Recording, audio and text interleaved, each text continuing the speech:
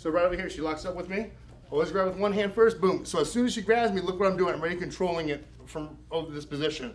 So let me go ahead and grab. And see how she's that staggered? What did I tell her? There you go. Because look what happens.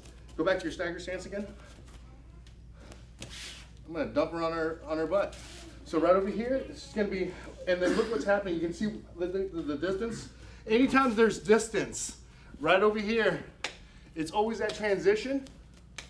Look what's happening. I watch this transition. I can even just cross face her, and I can walk it, boom, and I can go ahead and hit with that knee. Right over here, she needs to make sure that her body's in closer to me. Right over here, where now all of a sudden, if I basically lift up my leg to knee, she can feel it, and she can go ahead and trip me, do whatever she needs to do. So the head position is going to be very key. I'm talking, so my head is out over here. But as soon as I do this, okay, I move her. Look what I'm doing with my head. I'm putting my head to the side. Where do you think where should my head be? Any wrestlers? Temple. In the ear. Yes.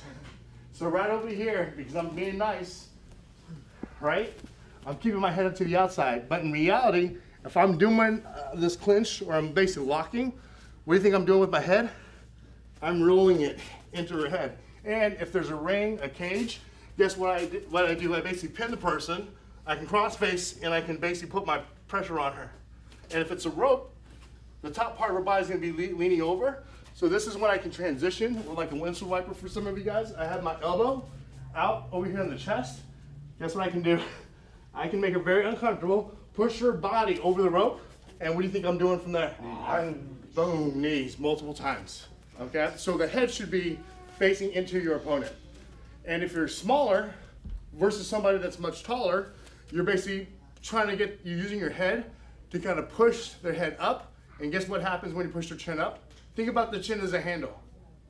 So basically, if I'm pushing the chin up this direction, what do you think my body weight is going to do? It's going to go up, and I'm going to be up on my toes, and I'm going to be off balance.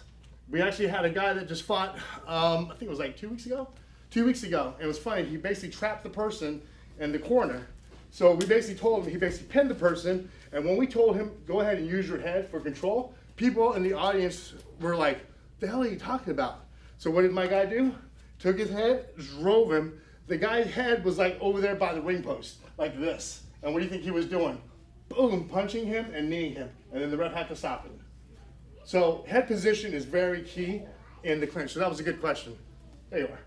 All right, 2 counts on 2, 1, 2.